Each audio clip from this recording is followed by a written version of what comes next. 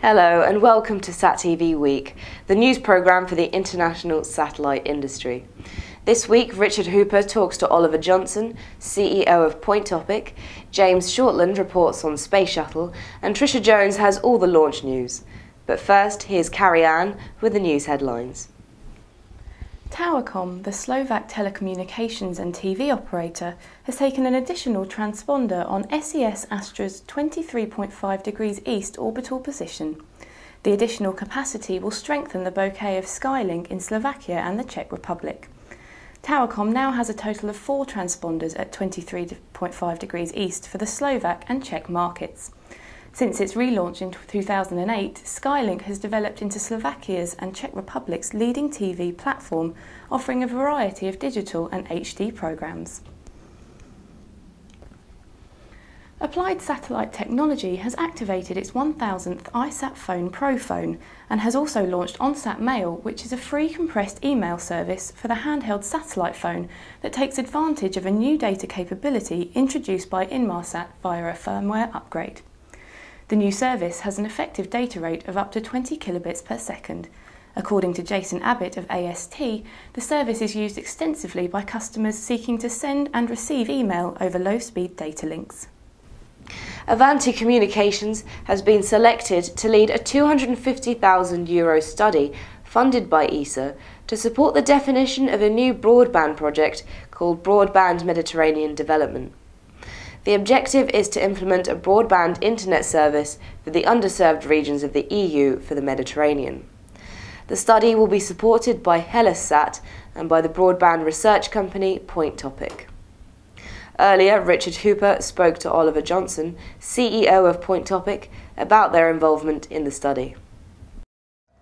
Well, ESA have decided that they want to find out a little bit more about the population spread in Europe and what sort of broadband they have available to them. Obviously, ESA's interest is specifically in space, so they're looking at the satellite market, but that obviously has intersections with all the other fixed broadband opportunities available. So we're helping them understand what sort of addressable market there's going to be in Europe in the coming years. Why did they choose Point Topic to be involved? Well, Point Topic is it's actually one of the first ever broadband analyst companies. We were founded in 1998 specifically to look at broadband. So we've got a long history of collecting data, analysing data for the UK, for Europe and for the world. And we've also spent the last few years mapping in significant detail the spread of broadband in the UK. So I can tell you, you give me your postcode, I can tell you what your broadband speed is, how many suppliers you're going to have, the likelihood of you getting next generation access. And we're looking to extend that sort of granularity of information across the whole of Europe.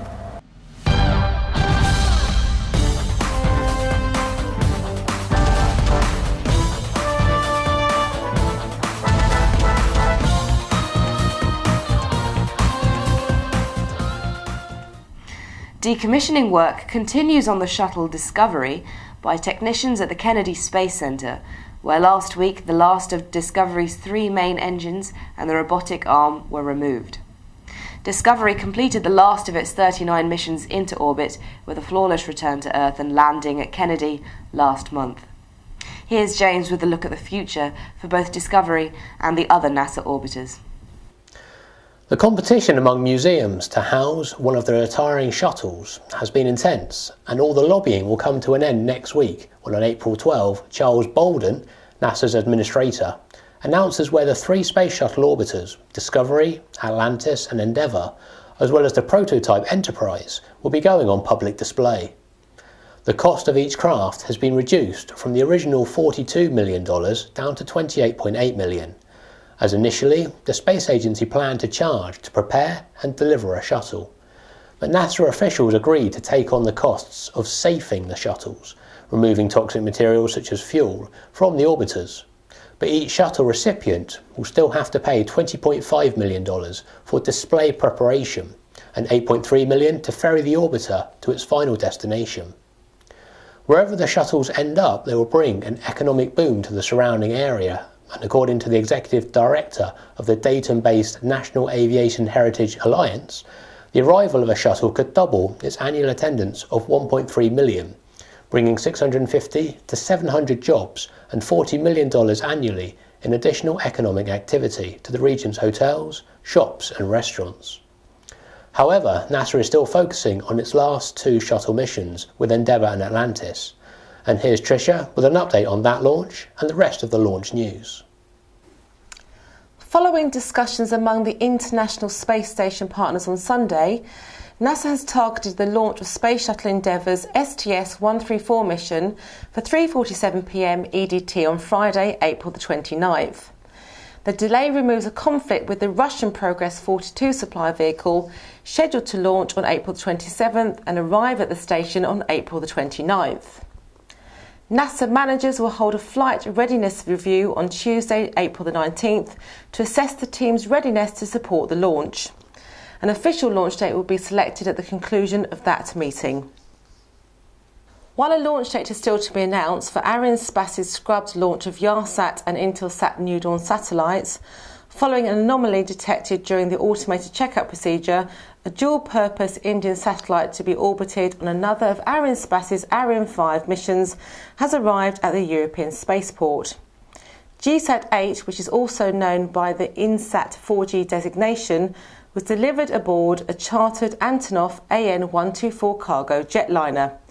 The GSAT-8 platform will be launched along with ST-2, a spacecraft for the Singtel and Chunghwa Telecom joint venture.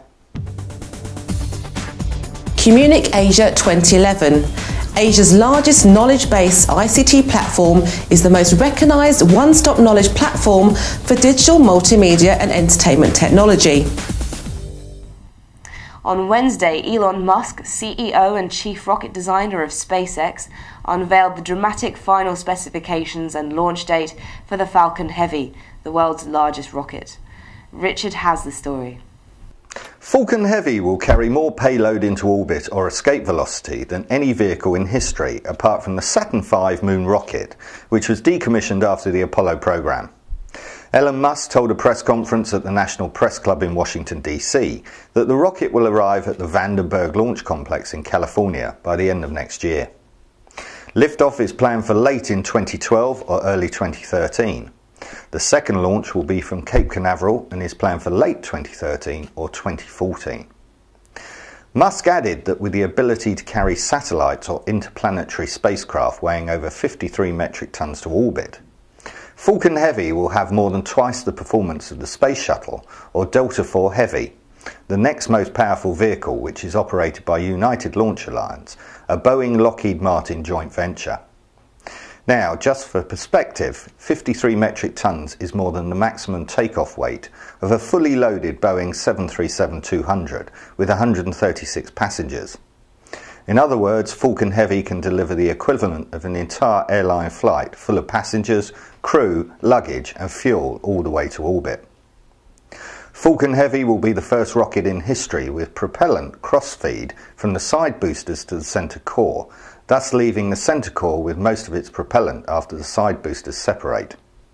The net effect is that Falcon Heavy achieves performance comparable to a 3-stage rocket, even though only the upper stage is air-lit, further improving both payload performance and reliability. And now here's Carrie-Anne with more news.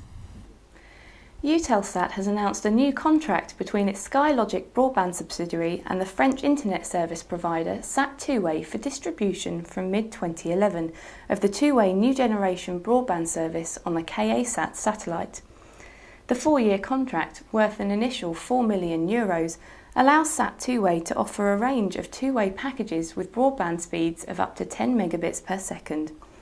With over 3,000 subscription requests registered in the first 2 weeks of pre-sales efforts for the next generation two-way service, SatTV expects to exceed its objectives. According to the latest analysis by iDate, approximately 400,000 French homes that are mainly located in rural and suburban areas are not eligible for ADSL, highlighting the potential of satellite broadband in SatTV's home market. Asia's first regional 24/7 3D entertainment channel, HIGHTV 3D, is being distributed via the MEASAT 3A satellite. The channel, which premiered on MEASAT 3A C-band regional feed this week, brings Asia over 450 hours of lifestyle, travel, animation and original reality shows in full 3D HD. MEASAT's HD video neighbourhood now features 17 HD channels via the MEASAT 3A satellite at 91.5 degrees east, the preferred location for premium video content in Asia. And finally, 1 week before the 50th anniversary of the first human spaceflight, NASA astronaut Von Garan and Russian cosmonauts Andrei Borisenko and Alexander Samokuchayev launched to the ISS on April the 5th from the Baikonur Cosmodrome in Kazakhstan. The Soyuz rocket that lifted Garan, Borisenko and Samokuchayev into orbit was decorated with Yuri Gagarin's name. The mission lifted off from the same launch pad used on April the 12th, 1961, when Gagarin became the first human to journey into space. The crew docked the Soyuz TMA-21 spacecraft to the station's Poisk port yesterday and joined Expedition 27 commander Dmitry Kondratyev and flight engineers Katie Coleman of NASA and Paolo Nespoli of the European Space Agency, who have been aboard the orbiting laboratory since December 2010. That's all for this week. Thank you for watching.